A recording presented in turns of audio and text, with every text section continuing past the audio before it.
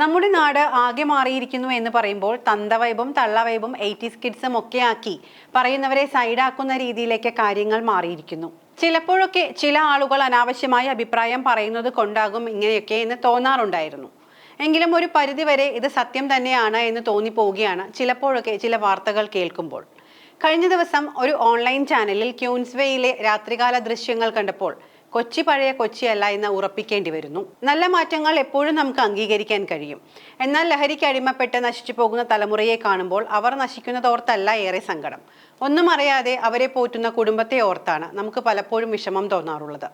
എന്നാൽ മക്കളുടെ ലഹരി ഉപയോഗം രണ്ടു രീതിയിൽ കൈകാര്യം ചെയ്യുന്ന മാതാപിതാക്കൾ ഉണ്ട് എന്ന് തോന്നിയത് പ്രിൻസിപ്പാൾ ആയിരിക്കെ ക്യാമ്പസിൽ ഉണ്ടായ അനുഭവം പങ്കുവച്ച ഒരു മുൻ അധ്യാപകൻ മുനി തുണ്ടിയിലിന്റെ പോസ്റ്റ് കണ്ടതോടുകൂടിയാണ്. എന്റെ മോനും 2 എണ്ണം അടിക്കുമെന്ന് പറയുന്നതും അഭിമാനമായി മോഡേൺ സംസ്കാരത്തിന്റെ ഭാഗമായി കൊണ്ടു നടക്കുന്ന പേരൻസും ഉണ്ടാകുമോ നമുക്കിടയിൽ? അപ്പോഴെന്തായാലും ഈ പോസ്റ്റ് ഒന്ന് പങ്കുവയ്ക്കണമെന്ന് തോന്നി. മക്കളുടെ ലഹരി ഉപയോഗവുമായി ബന്ധപ്പെട്ട 2 രക്ഷിതാക്കളിൽ നിന്നും അനുഭവപ്പെട്ട വേറിട്ട 2 അനുഭവങ്ങളാണ് അദ്ദേഹം ഫേസ്ബുക്കിലൂടെ പങ്കുവച്ചിരിക്കുന്നത്. കളമശ്ശേരി പോളിടെക്നിക് കോളേജിലെ കഞ്ചാവ് വേട്ടയുടെ പശ്ചാത്തലത്തിലാണ് അദ്ദേഹത്തിന്റെ ഈ കുറിപ്പ്.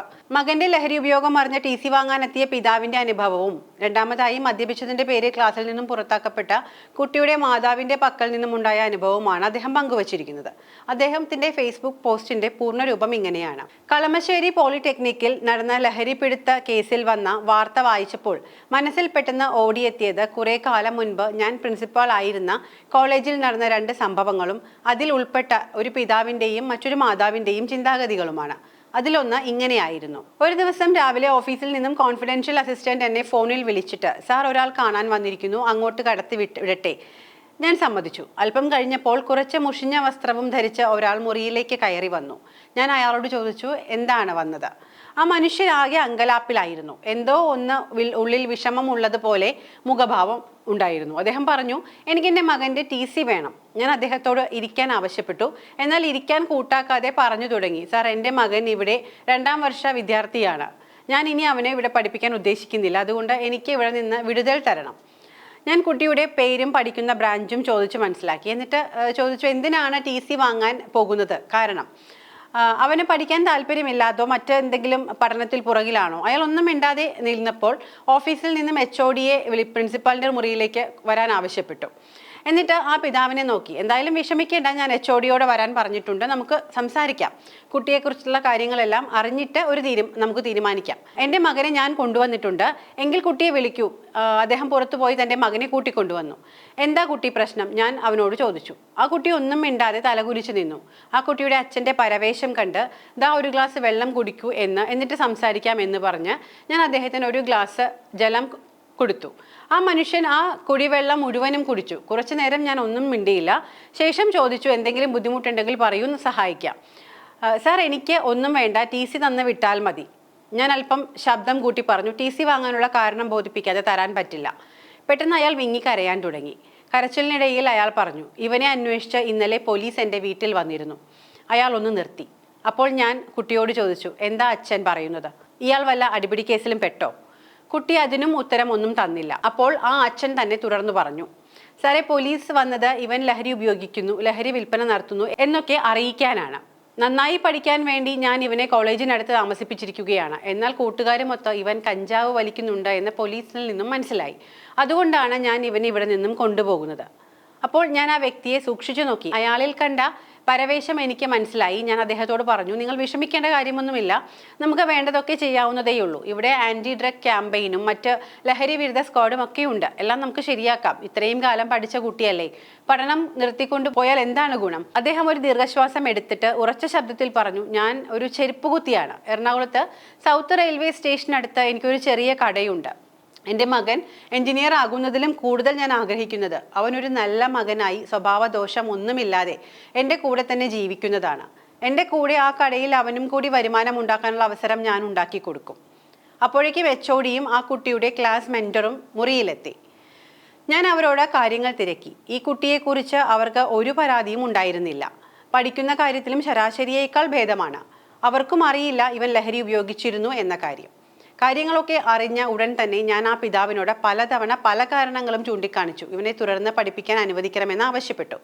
കോളേജ് അധ്യാപകർ അവൻ്റെ കാര്യത്തിൽ വേണ്ടത്ര ശ്രദ്ധ പതിപ്പിച്ചോളും എന്നും ഞാൻ ഉറപ്പുകൊടുത്തു. അദ്ദേഹം ഇതൊന്നും കേൾക്കാൻ തയ്യാറായില്ല. അന്നു തന്നെ കോളേജിൽ നിന്നും TC വാങ്ങിച്ച് അയാൾ കുട്ടിയെയും കൊണ്ട് മടങ്ങിപ്പോയി. ആ പിതാവ് ചെയ്തത് ശരിയോ തെറ്റോ എന്ന് എനിക്കിപ്പോഴും അറിയില്ല. അതുപോലെ ഓർത്തിരിക്കുന്ന മറ്റൊരു സംഭവം ഇപ്രകാരമാണ്.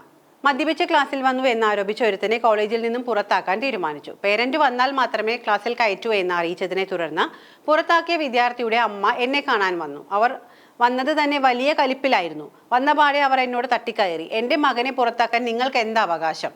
ഞാൻ അവരോട് ഇരിക്കാൻ പറഞ്ഞു. നിങ്ങളുടെ മകൻ ക്ലാസ്സിൽ വന്നത് മദ്യപിച്ചുകൊണ്ടാണ്. അത് മനസ്സിലാക്കിയ പ്രൊഫസർ ഇക്കാര്യം റിപ്പോർട്ട് ചെയ്തു. മദ്യപിച്ച ക്ലാസ്സിൽ വന്നതുകൊണ്ടാണ് ക്ലാസ്സിൽ നിന്നും പുറത്താക്കിയത്. ഇനി തിരിച്ചെടുക്കണമെങ്കിൽ പേരന്റിന്റെ ഉറപ്പിലായിരിക്കും. ഇത്തരം കാര്യങ്ങൾ ഇനി ആവർത്തിക്കില്ല എന്ന് നിങ്ങൾ ഉറപ്പു തന്നാൽ മാത്രമേ ആ കുട്ടിയെ ക്ലാസ്സിൽ ഇരുത്താൻ പറ്റൂ.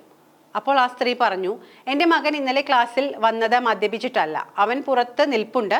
സാറിന് നേരിട്ട് ചോദിച്ച് മനസ്സിലാക്കാവുന്നതേ ഉള്ളൂ. എങ്കിൽ ആ കുട്ടിയെ വിളിക്കൂ, ഞാൻ സംസാരിക്കാം. ആ കുട്ടി അകത്തേക്ക് വന്നപ്പോൾ ഞാൻ ചോദിച്ചു, അമ്മ പറയുന്നത് ശരിയാണോ? ഇയാൾ ക്ലാസ്സിൽ മദ്യപിച്ചാണോ എത്തിയത്? ഇല്ല സാറേ, ഞാൻ ക്ലാസ്സിൽ മദ്യപിച്ചിട്ടല്ല വന്നത്. ഇക്കാര്യം റിപ്പോർട്ട് ചെയ്ത അധ്യാപകനെ എൻ്റെ മുറിയിലേക്ക് വിളിച്ചു വരുത്തി. എന്നിട്ട് അധ്യാപകനോട് ചോദിച്ചു, ഈ കുട്ടി ഇന്ന് താങ്കൾ പറഞ്ഞ കാര്യം നിഷേധിക്കുകയാണ്, മദ്യപിച്ചിട്ടില്ല എന്നാണ് പറയുന്നത്.